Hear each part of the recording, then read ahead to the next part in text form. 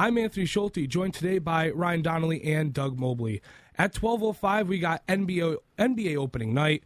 12:20, stay tuned for some World Series discussion. And 12:35, we will have our weekly NFL picks. We know you guys love that. To get us started, however, the Pistons got some just terrible news yesterday. The injury woes continue for Detroit. Monte Morris will be reevaluated in 3.5 weeks with a quad injury, and Bojan Bogdanovic will be sidelined for 4 weeks as well. The concerning thing about all of this is here we go again. Season hasn't even started, and the Pistons already have 2 pretty major injuries. Now, we have Joe Harris. We have Alec Burks, who are shooters, right? They're known as shooters. We picked them up to shoot the ball. We'll be okay. It's not the end of the world because we still have pieces around this team that could fill in that void for the month. But losing a perimeter player like Bojan Bogdanovic is not ideal. Losing a steady backup point guard like Monte Morris is not ideal. And going off of last year and the year before that and the year before that, I'd even say since, 2014-15, injuries on the Pistons, I'd say since Mike Abdenauer, the former trainer, retired. Pistons injuries have been a concern every single year. Not just that, but the communication from the team. Last year, nothing really substantial on the Cade Cunningham injury news until Cade Cunningham is announced by Woj that he's out for the season with season-ending shin surgery.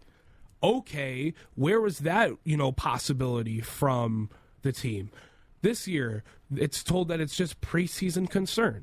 We're just going to be precautionary during the preseason, and they should be fine and ready to go. And now, all of a sudden, we get this bomb yesterday saying, oh, yeah, by the way, they're out for the next month. Oh, okay. I thought they'd be fine for Friday. Now, apparently, Monte Morris was going to be back, but he hurt his quad while rehabbing from his other injury he was recovering from. So I guess that makes sense in a way. They weren't preparing for that. It literally happened the day of. But Bojan's is a bit concerning. He's getting up there in age. And my whole thing about this is the consistent lack of health is concerning, especially with the young team. You see all these young players coming up. Cade Cunningham, now he's known as injury prone. That's not good. Last year, Jalen Duren missed time with injuries. Last year, Jaden Ivey missed time with injuries. Last year, Sadiq Bey missed time with injuries. And if you know anything about Sadiq Bey, he plays through everything. He played 82 straight games for almost 2 straight seasons. And here he comes. Now he's injured last year, towards the start of the season. I remember that. I remember seeing him go down. I was like, oh, he'd be fine. They said, oh, he might be able to play the next game, and all of a sudden he's out for 2 weeks. Okay. It's just concerning. And I'm concerned that if this lack of health continues and these injury woes continue through this season, next season, when are we going to start to have that conversation of we can't stay healthy, what are we going to do about it?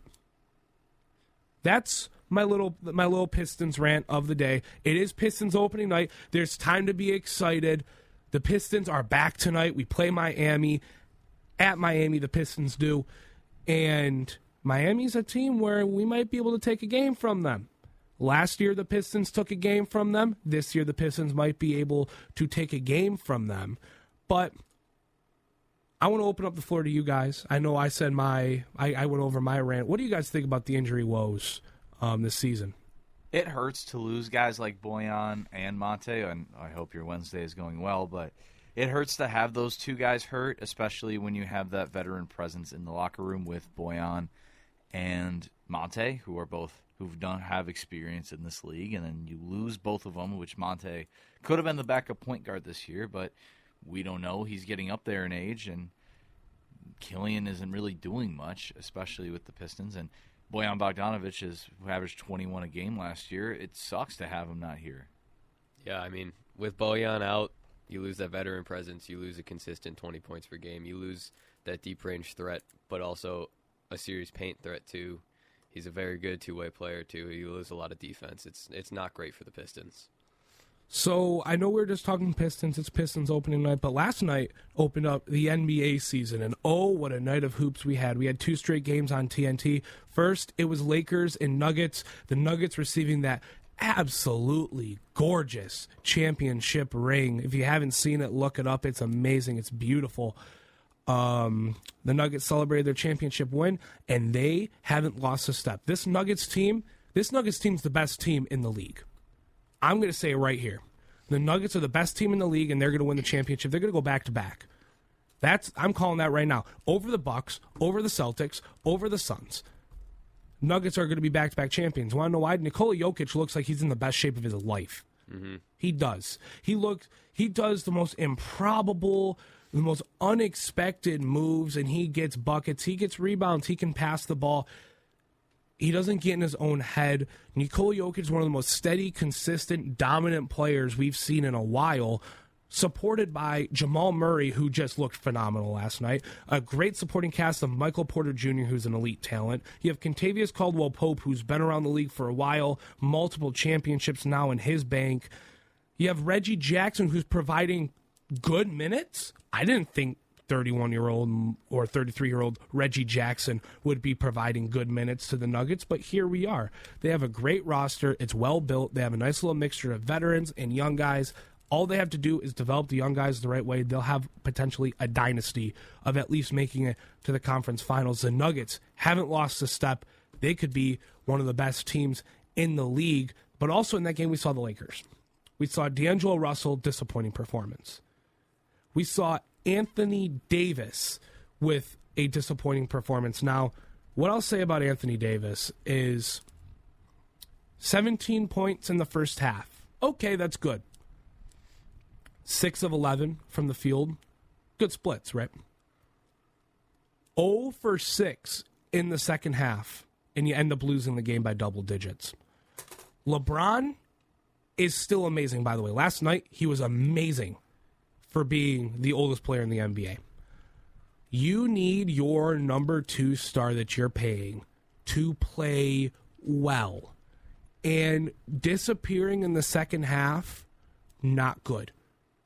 Not good. What I would suggest for the Lakers, you got to play big. Play LeBron at the 3. That takes a lot of post pressure off of him at an old age, and he can focus on scoring the ball. Put AD at the 4.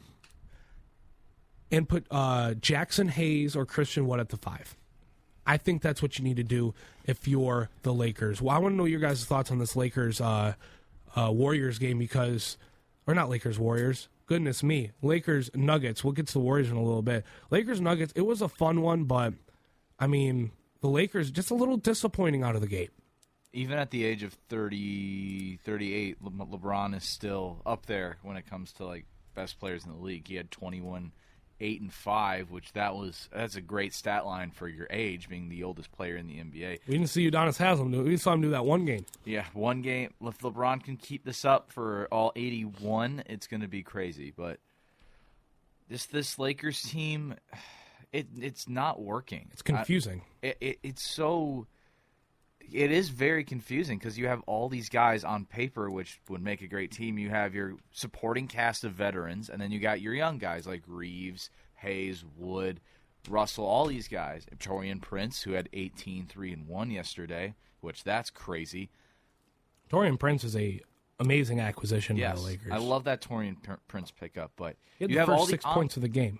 On paper, this team looks great, but the execution is terrible. I don't know if it's Darvin Ham. I don't know if it's anybody on the Lakers coaching staff. It's a conversation we got to start having if they don't put it together. Is it Darvin Ham? Because once you fire Frank Vogel, what's happened? Not much. Well, right? I mean, you made the conference finals last year as with Darvin Ham as your first-year head coach. But what do they do in those conference finals? I don't remember. When you have LeBron and AD, you were at a championship expectation. You're expected to go to the finals. And they got blown out of the water in the conference finals and it was over by game 1 in my opinion. When you have a team that, I mean, you look at the roster, that roster doesn't even look bad. No. You look at the roster, D'Angelo Russell, Austin Reeves, Taurean Prince, Jackson Hayes, Christian Wood, LeBron, AD, Gabe Vincent, Rui Hachimura, Max Christie. Like, we're going on about all these really good players, And it just seems like they can't, even though they made it to the Western Conference Finals, it feels like they didn't even make the playoffs last year. No, and looking at the score lines here, they lost the game in the first quarter by a long shot. They got outscored in the first quarter by 14 points, and they never got it back. I mean, if their things aren't firing, they need to change something quick. It's something where you got to give it time, a little bit of time this year, because sometimes it takes teams a little bit to get out of the gate. But if you're by we'll say All-Star break, if you're by the All-Star break and you're below 500 with this roster, conversations need to be had about the Lakers, because right now I think the Lakers aren't even a top 8 team in the Western Conference. The way they looked last night, They'll be a play-in team.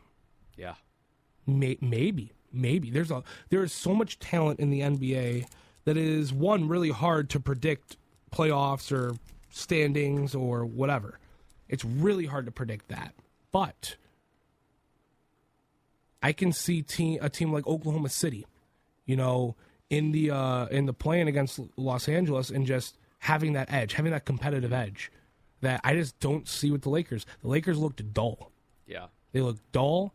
LeBron, he could do all he could do for being 38, right? Yeah.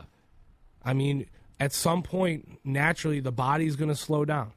And LeBron's doing all he can to still be a productive player, and he is a productive player still. He's still one of the top players in the league. Mm-hmm. But at some point where you can't keep looking at Anthony Davis as this ghost on the court. He's either in street clothes because he has a headache, or going 0 for 6 when it matters in the second half. Yeah. Look, 17 points on above 50% shooting in the first half. Good job. Keep it up, right? Oh, no. You went 0 for 6 and put up a dud in the second half. You can't. That's not the Anthony Davis this team needs. This team needs all-star, all-NBA MVP Anthony Davis. Yeah. They don't need Anthony Davis, who is like the guy from SpongeBob that is in the full-body cast, that whenever anything touches him, he dies. He can't be Kenny from South Park, where every single episode he's not there, right? Anthony Davis is... He's turning into a liability. He's turning into a liability, and he needs to be that guy on that team right now. But enough about Lakers Nuggets. We've went in about Anthony Davis in that first game of the slate. The next game we had was, what a game this was. Mm-hmm. Warriors, Suns, Kevin Durant returning to Golden State, talking about how he wants his numbers in the rafters. Kevin Durant, Devin Booker, you're without Bradley Beal. But the Suns to me figured out what they're going to do with their 3 stars. One of the concerns coming in is who's going to run point guard, who's going to run shooting guard, and then, of course, you have Kevin Durant at small forward, power forward. But Bradley Beal and Devin Booker, it's like, okay, you have 2 creators in a backcourt. Who's going to develop their game over the offseason to become that guy? That playmaker, that point guard that every team needs. You got rid of your point guard, one of the best playmakers in the NBA, in Chris Paul. You gave him to the team you just played. So who developed? Devin Booker developed. Yeah. What a playmaking performance from Devin Booker. I was very impressed with, even without Bradley Beal in the lineup, he was still the point guard. Yeah. Right? He filled that role. He filled that role, and he proved to me that he now is even better of a player. Now that he's added this playmaking, he was a decent playmaker last year, but that wasn't his role, right? He had Chris Paul. Now that his role is kind of moving into you're going to be playmaking, what a player Devin Booker is becoming, right into his prime. And you know what? I want my Pistons to pick him up. Me too, man. I want homecoming. Come on home, Devin Booker. Come on home, Devin Booker. But no, Booker looked great. He's filling that point guard role for the Suns. Now with the Warriors. One, you can't win without Draymond, clearly. Whenever Draymond's out, you guys struggle. As much as I may dislike Draymond, as much as I may, not like the Warriors, I will admit that the Warriors have been a phenomenal team over the past decade. All right, I think we could say that. Once 2013-14 rolled around and Steph and Clay kind of formed into the Splash Brothers, they have been a dynasty, a dominant force in all of sports. And Draymond Green's been there for all of that. Mm-hmm. And when they win, Draymond Green plays. Draymond Green didn't play yesterday, and you saw a lineup of 3 guards, maybe 4 guards if you count Andrew Wiggins as a guard, and an undersized center in Kevon Looney. The thing about Draymond is he plays above his size. Draymond's 6'7". I could see him being around, he plays like he's 6'10", 6'11", right? Just because he's physical, he's in there, he's grabbing boards, he's diving for loose balls. I love Draymond Green's energy and what he brings to the Warriors, and you can't replicate that. He brings Draymond Green to the Warriors. That's why when the Pistons were rumored to trade for him or sign him, I was happy. I was like, you know what, I'll take Draymond. That'll be fun. A little homecoming. You know, you don't like Draymond because he's not on your team. It's like Patrick Beverly, but you love him when he's on your team, right? And you saw yesterday Chris Paul, Steph Curry, Klay Thompson, and Andrew Wiggins all in the same lineup. I'm sorry. The lineup should be Steph, Clay, Wiggins, Dre, and another center other than Looney. Love Kevon Looney. Undersized. Small ball's not working. It's not working. It was a close game towards the end. It was a phenomenal game. But I've come to the conclusion that the Warriors are just too old. Mm-hmm. They're too old to keep up with this young talent. And I think, I want to say they'll be competitive this year, but if they keep sticking with this roster of old Chris Paul, Steph Curry's getting up there even though you never lose your shooting touch. Steph Curry's going to be good for a while. Yeah. Klay Thompson's starting to lose his Klay Thompson-esque play. He's starting to regress a little bit. Andrew Wiggins, he's fine. He's getting up there, though. And Draymond Green is up there. Mm-hmm. You're getting old. Kuminga and Moody, as of right now, I think Kuminga and Moody are going to take a big leap this year. But as of right now, they haven't taken that leap. The Warriors are old and gone. You're not going to be worrying about the Warriors in the finals anymore for your Warrior haters. You're not going to be worrying about Warriors winning another championship, in my opinion, until they rebuild. I think the talent has gone so young, and the good teams, they have their centers. You know what I'm saying? Mm-hmm. So, Kevon Looney had a great performance last year in the playoffs. What do you get? 22 rebounds one game? I don't like Kevon Looney as a full-time starter for them. I think the Warriors are old and gone. I want to know your guys' opinion on Warriors and Suns, because that was a fun game last night. Warriors are very old. Like, Curry's like 30-something. And I think Curry's like 30... Anyways, Draymond Green, they showed Draymond Green on the broadcast yesterday. He had a lot of gray. He's 35. Steph Curry's 35. Yeah, turns 36 in March. He's old. He's getting old, but he's still solid. He's like LeBron. He's like up there when it comes to... Chris Paul's 38. Chris Paul, although, yeah, he played fine yesterday. Draymond Green's 33. Klay Thompson is... Nope, that's Draymond Green. Why? Klay Thompson, age 33. And Andrew Wiggins, I think, is 29? He's in his late 20s, I'd say. But 28. He's 28, turns 29 in February. That lineup is old. The Warriors are turning into the Spurs of, 5-6 years ago, where it's a retirement home. Yes, where it turns into a retirement home. Old Tim Duncan and old LaMarcus Aldridge's prime hoops. That was, But... And Kevon Looney's 27. Just that Warriors team is slowly turning into a retirement home. You leave your young guys to rot, and then you keep playing like your superstars from years ago, like Curry and Clay and Dre and all these guys. But they're all getting up there. Is it time to move on? Yeah, I think it's time to move. If you want to stay competitive in this league, it's time to move on from Curry. Stick with Curry, but Clay's digressing. Wiggins wasn't the same guy he was 2 years ago. Looney is small for a center. The lineup yesterday, that opening night lineup, I talked to my dad about it last night. It's small. Chris Paul, Curry, Clay, Wiggins, Looney. Nobody is big in that lineup. They're all tiny. And your dad's a Warriors fan, right? And my dad's second favorite team is the Warriors. And we talked about it last night. That lineup is small. If you want to compete in this league, you can't. Small ball is a thing of the past.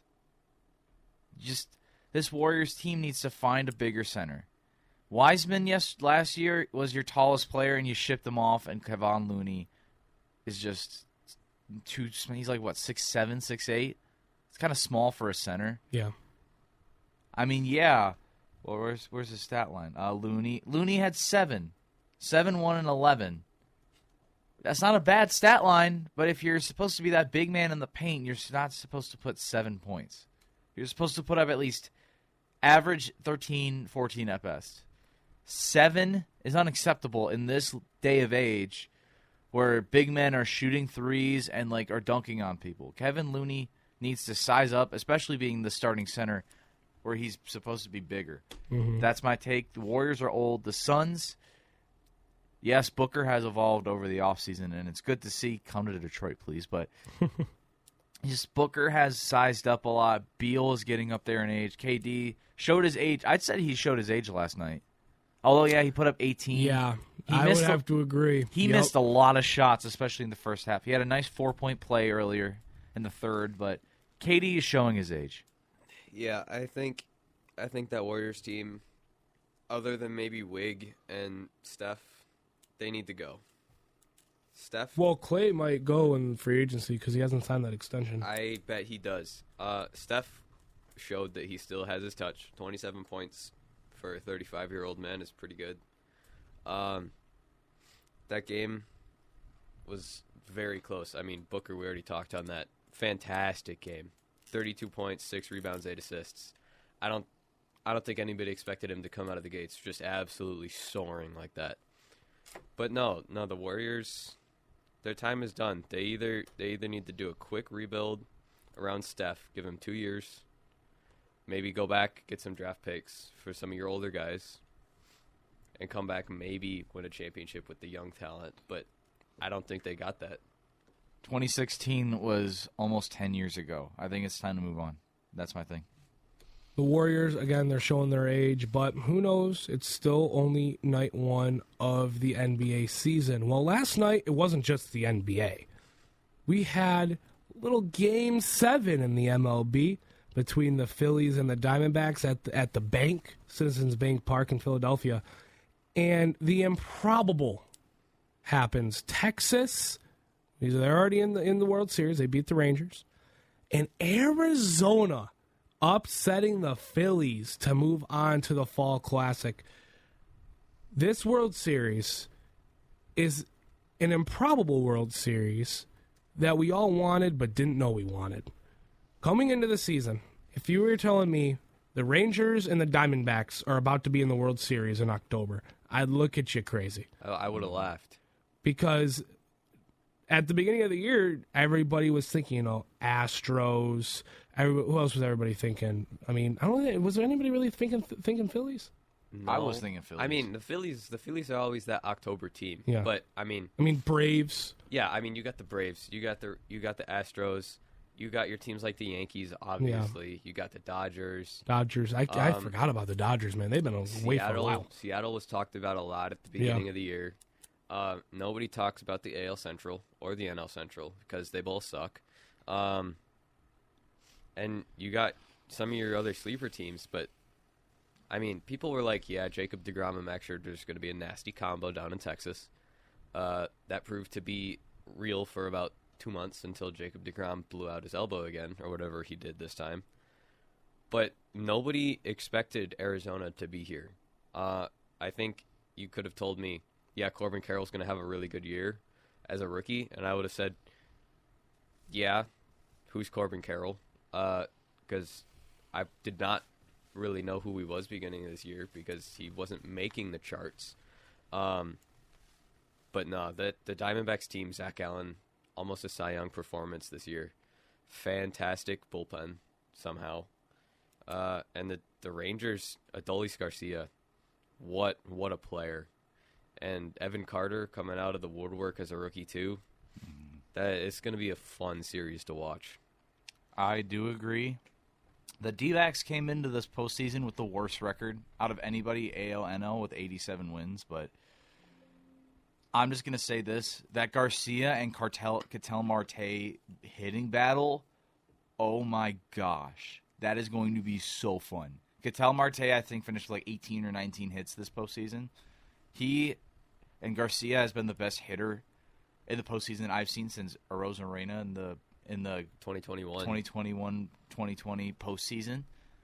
This is going to be a battle of just bats. I don't even like. It's going to be a battle of everything. Both teams have fantastic pitching and fantastic bats, and I mean, Corbin Carroll last night had 2 stolen bases on top of 2 RBIs. The Diamondbacks have sneaky speed, and they are going to use it to their advantage. Zach Gallen is going to have a performance. Yeah. He most likely, I bet, will start in Game 1 because of what he's done this season. But Gallen is going to put up a performance in Globe Life Park. Max Scherzer on Monday put up an okay performance. It was better than his first one. It was way better than his first one, but he still got the job done. I was very worried after that, like coming off very hot first inning from the Rangers, and then I was like, uh-oh, Mad Max is on the mound. What's he going to do? He did fine. Yeah. But just the bullpen for the Rangers has been not the best, but that's why I feel like the D-backs will put up a fight because of that weak Rangers bullpen. And I could see, but here's the thing. It's always fun when 2 teams face each other and they either have one championship combined or none, because it's something new that we get to see every year. Because I really wanted the Phillies to win last year, but the Astros won. It was kind of boring. Like, this is going to be fun. The Rangers have never won a World Series, and the last time the D-backs won the World Series was 2001. And they beat that good old Yankee team. Another interesting tidbit is these 2 teams come into the World Series with the fewest combined wins of 2 World Series teams ever. Yeah. Minus shortened seasons. They have 175 combined wins. Those are the least amount of combined wins ever by 2 World Series teams. So improbable, I don't even think describes it enough, these 2 teams. Nobody would have thought these 2 teams would be coming in. Nobody would have thought, even at the start of the playoffs, that the Diamondbacks were going to make it past the first round. No, because when has there ever been a 5 and a 6 seed in the World Series? Never. That's a great question. I don't even know if that's ever been a thing before. It's 2 very improbable seeds making it, but that's the beauty of baseball, right? A team can get hot at the right time and make a run. We saw it with the Tigers this year. They won, 7 or 8 straight? Yeah, early in the beginning of the year. They went like 20-10 in the month of August, right, or something like that too. 20-10 in the month of August. That's enough to get them through the playoffs. We don't talk about June though. No, June was horrid. June is always bad for the Detroit Tigers, but we can get into that next year in June. Oh yeah. So with this World Series, I want to know your guys' predictions. I know I'm picking the Rangers to win. Probably, I'm going to say 4-1. I'll give the Diamondbacks a little benefit of the doubt. They might be able to steal a game. I just think the Rangers have the experience on their team, and they just have the better roster overall. They're going to overpower this Diamondbacks team, in my opinion, but I could be wrong. I think there's 2 ways this can go. This can go like 4-1, 4-2 Texas, or it can go 4-3 Diamondbacks. I think the Diamondbacks have shown this entire year that they are not afraid of the big teams. They just whooped the Phillies in Citizens Bank Park in Game 7 to go make it to the World Series. And we all know how rowdy the Phillies fans are. Mm-hmm. The Rangers come nowhere close to that. And the Phillies had a better team than the Rangers do, especially without DeGrom. I think Adolis and Evan Carter are still going to have fantastic series, but I genuinely think the Diamondbacks could pull it off in 6 or 7 games. Fun fact, June 9th, I saw the Diamondbacks play the Tigers, and they absolutely whooped them, and I was going into the game like, the Diamondbacks aren't even that good. I had no idea who Corbin Carroll was. I said the exact same thing watching those games. I had no idea who Corbin Carroll was, and then he hit a grand slam to left field, and I was like, okay, who is this guy? I really like him. And then I left, and then Jake Rogers hit a home run. But this D-backs team has impressed this whole year, and especially seeing them live, I know what they're capable of. I do agree. I can see them pull out in 7. The D-backs crowd, I can say, is way better than that Rangers crowd. I kind of want to go D-backs in 7, but I feel like it's because of that Rangers bullpen why I'm thinking it's going to be D-backs in 7, but I can also, if Garcia goes off in the World Series, if Seager's been doing what he's done, if Evan Carter has been doing what he's been doing this whole year, and same with Marcus Semien, then the Rangers in 5. Yeah, no doubt. It's statistically proven that home runs win postseason games. That has been the case this entire year. But then again, you got Longoria, who's like in his late 30s, and he's like been performing very well. He gets on base a lot. Ketel Marte. It's nukes. An LCS MVP, Ketel Marte. Yeah. You got Corbin Carroll, who, is arguably one of the best 5-tool baseball players we've seen in a while. You got Gurriel, who's been pretty well this year. Christian Walker was like the 5th-ranked fantasy first baseman. Alec Thomas is a very speedy threat in center field. Alec Thomas. Jake McCarthy off the bench, too, is a real sneaky guy. Can't forget about Gabriel Moreno. One of the best young catchers in the league. We all thought it was going to be Frankie Alvarez having that rookie catcher season. Nah. Gabriel Moreno. What a stud. Just this D-backs team is set for the future. If they lose, it's a good sign in Phoenix. Yeah. But the Rangers, although weak bullpen, they have powerful bats and strong starters. Very strong starters. Both teams are really deep. I might have to go Rangers in 6 though. Scherzer rebounded that last outing. If he's improved. Especially in the ALCS. It was his first. Let's give him the benefit of the doubt here in that one really ugly game. What was that? His first start since he got injured. His first start back, and it's in the postseason. That was also what was that his first start since he was a Tiger in the postseason?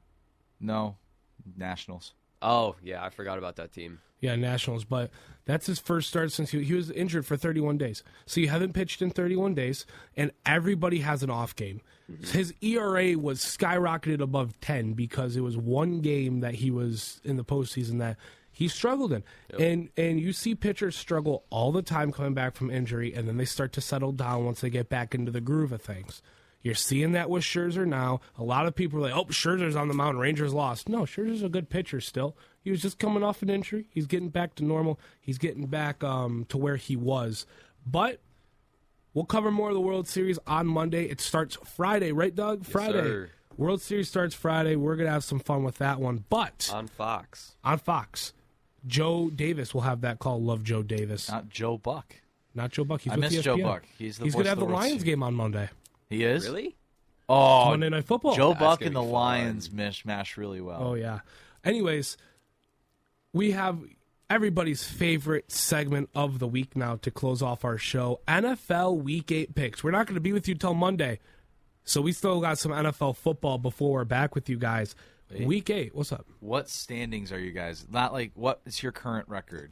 Not these past, like I'm the 24 and 18, and I'm ranked 594,335. Well, I'm the person who told those two about this. So I started at the beginning of the season. I am 65 and 41. Wow. And I am ranked 81,989th with a percentage of 92.7. I am 22 and 20, and I'm ranked 606,081 with a 46.3%. If it wasn't for last week's putrid week of picks for me, I'd be doing much better. But we have some breaking news from Adam Schefter. Uh-oh. What happened?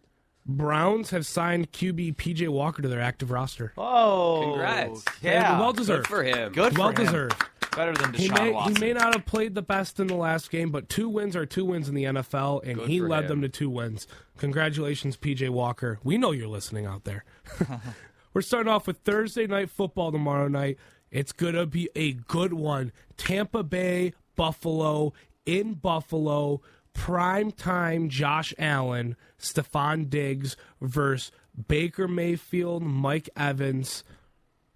Who are we going with? I'm going with the Bills, personally. I'm going with the Bills. You got 2 soft defenses, let's be honest. Yeah. Well, the Bills are banged up. Let's give them the benefit of the doubt. Yeah. The Bills are banged up. But I think Josh and Stephon are going to have a day. Yeah. Josh Allen's had a down year. It's that Madden curse. However, I was about to both defenses have played are both really soft, but that Bucs end zone defense has been elite this year. But I'm still going to go Buffalo because that offense is great. All right, next game we got Rams, Cowboys in Dallas. Oh, Much as I don't want to pick them, give me the Cowboys. Yeah, give me the Cowboys. Let's go, Cowboys, baby. Shut up. Oh, boy. America, it's our year. Here we go again. No one likes you. All right. Okay. Vikings. Oh my. All right, card guys get a little testy today. Vikings, Packers, a battle of the bottom of the NFC North because everyone but the Lions are the bottom of the NFC North, let's be honest. Vikings, Packers in Lambeau.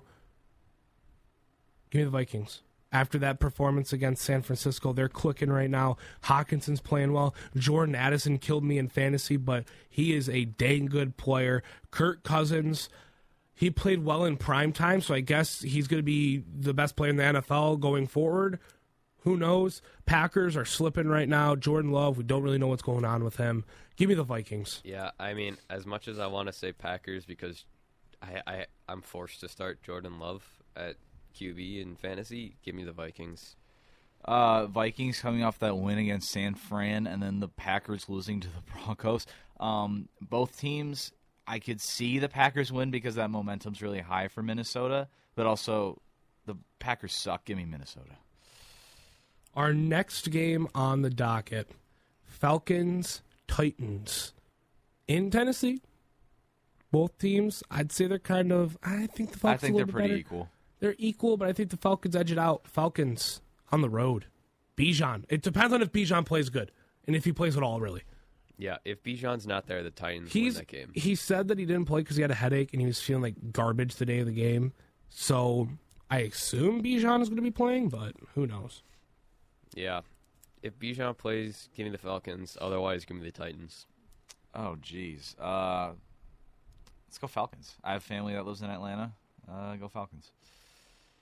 Our next game we have on the docket, Saints and Colts. After last night, Jim Irsay did say that the NFL admitted that they blew calls at the end of that game.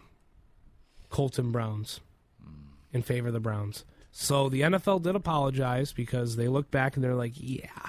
I think personally, you got It wasn't the only game they were blowing calls. That's though. not the only game, but it was the only game that mattered. Let's be honest. That was the closest and most exciting game of the day.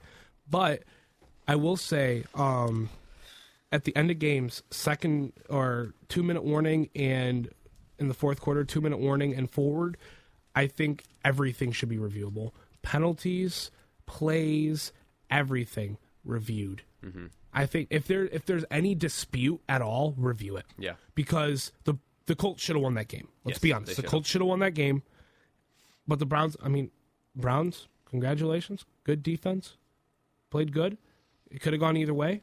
Both teams deserved it, but the Colts won that game. Mm-hmm. So I'm going to go with Colts. They're going to be angry after that one. They just got news that their quarterback's fine. They're going to be feeling good. Give me the Colts. I'm with Pat McAfee on this one. Yep, give me the Minshew mania, baby. Minshew mania, baby. Derek Carr sucks. Give me Minshew mania and Michael Pittman. All right, Patriots, Dolphins. I think this is the easiest one of the day. Give me the Dolphins. Ryan. Dolphins. Okay. Just Ryan Donnelly, upset of the week. No, heck no. No, the Patriots are garbage. Just an aging Bill Belichick can't connect with his team. Give me the Dolphins. Jets, Giants, a battle at the Meadowlands. A battle at the Meadowlands. Thanks, Doug, for that commentary. Jets, Giants, battle in New York. I'm going the Jets. This is a tough one. It's a toughie. It's not an easy one. You saw the Giants actually play decently. Yeah, but can you trust that? No, you can't, because Tyrod Taylor is Tyrod Taylor. Like, he's either going to play like prime Matthew Stafford or P.J. Walker. Yeah, give me the Jets, because Breece Hall actually looks like he wants to be in there now. I benched the Browns defense this week, and nice one, buddy. Because the Jets are about to destroy this garbage O-line. Give me Jets, Jets. All right, Jaguars, Steelers. It's going to be a good one. Two lost teams. I'm going Jags. Ryan, you go first. I need to make a decision. Shout out my friend Timothy Weeks. He's a big Steelers fan, and I'm saying this on behalf of him and the entire city of Pittsburgh. Fire Matt Canada. Let's go Jags. I thought that was going somewhere else, man. The Steelers have been hot, but I don't think they beat the Jaguars. Give me the Jags. All right, our next game, Eagles, Commanders. It's just Eagles. Eagles. Even though I think the Commanders could put up a fight They like last lost. time. Who, the Eagles? The Eagles lost. It says they're 6-1. Jets. Yeah, they lost to the Jets 2 weeks ago. Oh yeah. Anthony Schulte upset of the week. about that. Speaking of Anthony Schulte upset You're of the picking week, the ladies and Commanders? gentlemen, You're picking the Panthers? Carolina Panthers are going to get their first win of the season against the Houston Texans. Give me the Panthers, baby. Oh. Okay. Doug. C.J. Stroud looks good, and I hate saying that. But C.J. Stroud looks good, but Tank Dell's still hurt. Nico Collins is somewhere off picking the daisies in the outfield of a Little League game. But I still think their defense just shuts down the Panthers' non-existent offense. Give me the Texans. Anthony took my Ryan Donnelly upset of the week. Which Ha ha. For our That's why I said it so quickly. our 'cause I knew you were non looking at it. our non-written rule is if you can't take someone else's upset, that's just gentleman's bet. Yep. So I got to take the Texans. I don't like that C.J. Stroud is doing well, but just It's a battle of the two rookie quarterbacks. just Nico Collins, please score more than 3 this week. You're All playing right. against a really non-existent Panthers defense. You should do well. Our next game, it's those aforementioned Browns and the Seahawks. Give me the Seahawks. At home, Seahawks. Give me the Browns. Ooh. God dang it. Give me the Browns. I think Myles Garrett is going to have a day over there in Washington. Geno Smith You got is not. slim pickings here, Ryan. I got Geno very Smith slim- is not going to be able to run away from Myles Garrett. I don't know. I wouldn't consider that an upset. But Honestly, yeah, it's more ESPN even. ESPN says it's 37. It's got to be an obvious upset. That's But not an upset. They're two even teams. This is a very even team. If the Browns were terrible, then I'd say this was my Ryan Donnelly upset of the week. But it's not. Give me the Browns. All right, Chiefs, Broncos. Let me just chalk that up as Chiefs. Chiefs. Taylor Swift. Yep. In Denver. Oh, boy. No, not on this program. No. All right, Ravens, Cardinals. Give me the Ravens. Battle of the Birds. Give me the Ravens. All right, Ryan. Sunday. Oh, no, you have a couple more. Not yet. Cincinnati Bengals, 49ers. Give me the 49ers. Ladies and gentlemen, There it is. Give me the. No, I'm kidding. the I knew Ryan it. I knew Donnelly. it. I am 0 for 4 in my upsets. Hey, I'm Confident in this one. Give me the Bengals. You lost to the Vikings last week, And then the week before, you lost to the Browns. and you lost to the Browns the week before. You're not doing that hot, and Joe Burrow has been hot. Give me the Bengals. Figuratively and 19% literally. of America picked the Bengals. I am high on this Bengals team. Once they're hot, they won't not be hot. Go You tried to Bengals. rhyme that. I give you credit. I knew that was going to be your upset of the week. I knew it. Is McCaffrey still hurt? No. He's not? No. What about Debo? Is he still out? Yes. Okay, McCaffrey's not hurt. Give me the Niners. All right. I between the last couple games here, I knew the Bengals were going to be his pick. Bears, Chargers. Give me the Chargers. Chargers. Herbert's going to have a bounce back game. It's fun to say Chargers and Well, you know what's even more whoever fun to say? I don't even know who Oh yeah, the Bears. I forgot to do it. The Bears. I don't even know who the quarterback. What's his name? It's like Trevor something. Trevor Lawrence? No, not for the Bears. Tyson Badgett? Tyson Tyson Badgett. Badgett. He had a Star. good Trevor. game. I thought his name was Trevor. Tyson Badgett had a really good game last week, even though I Son still of professional arm wrestler. 27-time World champion. world champion arm wrestler. That's his father. Yep. They're strong in that family. I'm still going Chargers. And this last one shouldn't even be a And then question. Monday Night Football, the Raiders come in to Ford Field in one pride to take on the Lions. Oh, it's the Yeah, Lions. give me the Lions. Come all on. day. Is Jared Goff still a top Total 5? points, 48. No, he's a top 10 quarterback. Is right he a now. top 10 quarterback? Oh, he's a top 5. Is Amon Ross top still a 5. top 10 wide receiver? Is Sam Laporta statistically the best tight end in the league? Give me the Lions. All right, there we go. Well, those are our picks for the week, and that's all we have for today's show. Thanks for tuning in to episode 8 of Card Guys on 91.5 The Mountain, YouTube, and wherever you get your podcasts. Join us Monday when we discuss our Week 8 picks, a little bit more NBA, and we'll have World Series for you as well. For my guys Ryan Donnelly and Doug Mobley, I'm Anthony Schulte. So long, everybody. Love you, Mom and Dad.